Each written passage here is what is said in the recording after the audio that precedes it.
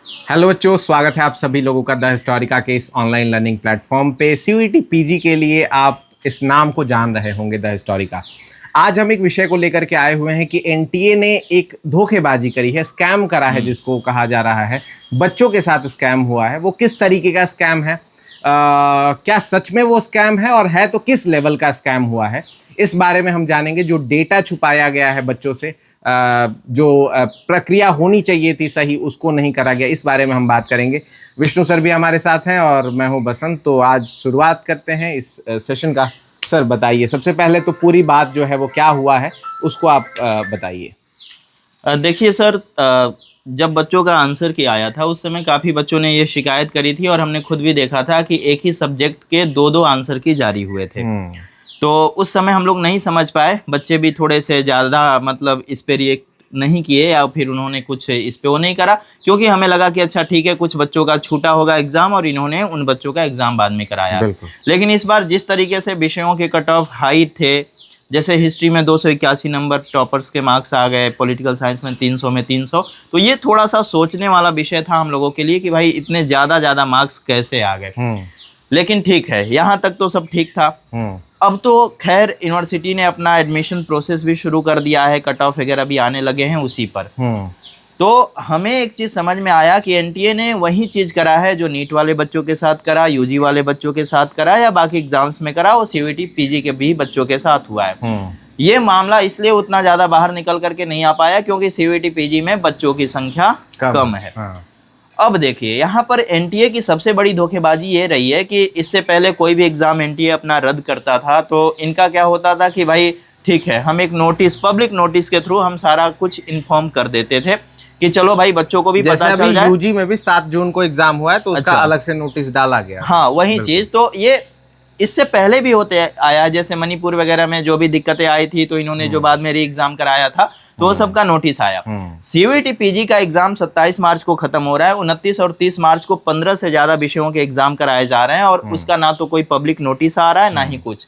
इन्होंने एक छोटी सी धोखेबाजी कर दी बच्चों के साथ। जो आंसर की दिया उन्होंने उसी में इन्होंने चुपके से नीचे में एक नोटिस दे दिया सेकेंड आंसर की का। खैर यहाँ तक ठीक था। अब तो एडमिशन भी शुरू हो चुका है। अब तो बच्चों ने अपना डेटा अलग अलग यूनिवर्सिटीज़ को दे करके रजिस्ट्रेशन भी करा लिया है। तो अब बच्चों के मन में प्रश्न चल रहा है कि सर इसको लेकर के कुछ हो सकता है क्या। तो जहां तक चांस है कि अगर हम बड़ी संख्या में आंदोलनरत हों दिल्ली के एनटीए ऑफिस पे चल करके या फिर ऑनलाइन माध्यम से ज़्यादा ट्वीट करके और अलग अलग माध्यम से, वो चाहे एनटीए को मेल करके, अगर हम बार बार एनटीए को परेशान करें तो शायद कुछ हो सकता है, वरना अब तो बच्चों बहुत कम चांस है कुछ होने का। क्या लगता है सर आपको? नाकामी देखिए 2 तरीके से है। पहला है कि आपने जो है वो नोटिस नहीं जारी करा। बिल्कुल। और इसके पीछे का जो रीजन, जो मनसा मुझे समझ में आ रहा है, क्योंकि ये बहुत आसान सी चीज है, एक टाइप करना है, आप द हिस्टोरिका को दे देते, हम पब्लिश कर देते नोटिस।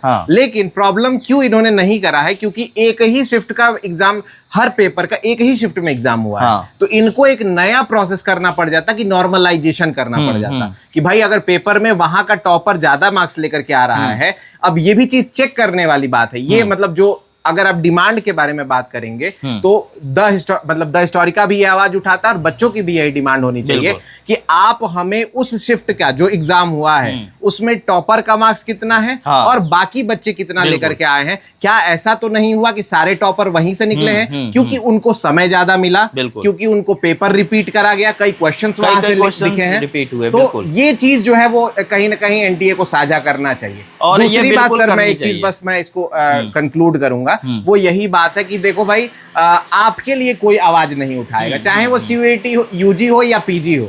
बच्चों की संख्या चाहे ज्यादा हो, आप बीए करने वाले हैं, ठीक है, आपको भेड़ बकरियों से ज्यादा कुछ नहीं समझा जाता है। और वो चाहे हम भी टीचर हो, हमारी जो वैल्यू, मतलब ठीक है, जो भी जैसा भी कह लो, लेकिन जो नीट के बच्चे हैं एक ही बार में जो राष्ट्रीय मुद्दा बना दिया जाता है, सीधा जो है वो 2 कौड़ी के टीचर और ये सब चीजें मुद्दे बन जाते हैं। ये क्यों हो रहा है? क्योंकि उन बच्चों की वैल्यू है। अगर आप अपनी आवाज नहीं बनेंगे तो फिर कोई भी आपकी आवाज नहीं बनेगा। ठीक है, तो आप लोग ही, आप क्या कहेंगे अब एक बार बताइए। सर मैं इस पे यही कहूंगा कि जितने भी बच्चे हैं और अगर मेरे साथ तैयार होते हैं, क्योंकि हम तभी आवाज उठाएंगे, हम तभी आगे बढ़ेंगे जब आप हमारे साथ होंगे। और अब ऑलरेडी हमने काफी देर कर दिया है, वो हमारी भी एक गलती है, हम सभी सीयूईटी के शिक्षकों की गलती हो, चाहे पीजी वाले जितने भी शिक्षक हैं, मैं सभी को कहूंगा कि सबकी गलती है, क्योंकि हम लोगों ने समय पर इस मुद्दे पर जोर नहीं दिया और हमने काफी ज्यादा देर कर दी है। क्योंकि अब कट ऑफ आ चुका है ना, साउथ बिहार सेंट्रल यूनिवर्सिटी का, गुजरात सेंट्रल यूनिवर्सिटी का, जम्मू का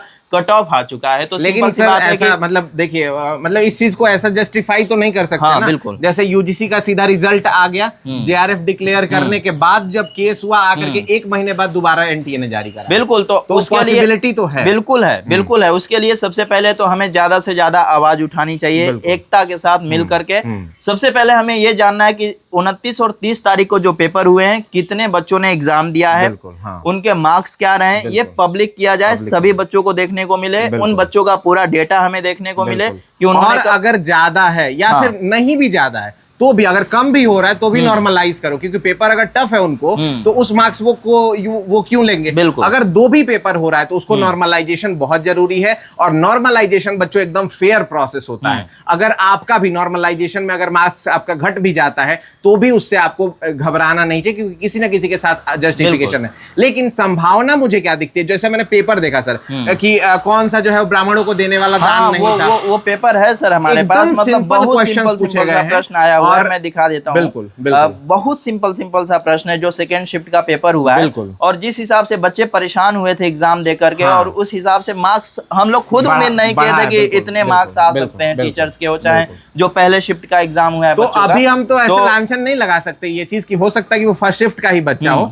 लेकिन फिर भी अगर इसमें 1% भी गुंजाइश है कि इसमें प्रॉब्लम है तो एनटीए को आकर के क्लेरिफिकेशन देना चाहिए। बिल्कुल, और ये पेपर देख सकते हो आप लोग, ये पूरा पेपर इन्होंने सेकेंड शिफ्ट का लिया है, और बहुत इजी से क्वेश्चंस रहे हैं, और कई प्रश्न तो इसमें रिपीट हो गए हैं, जो एग्जाम इस साल का हुआ था पहले शिफ्ट का, वही प्रश्न इसमें रिपीट हुए हैं।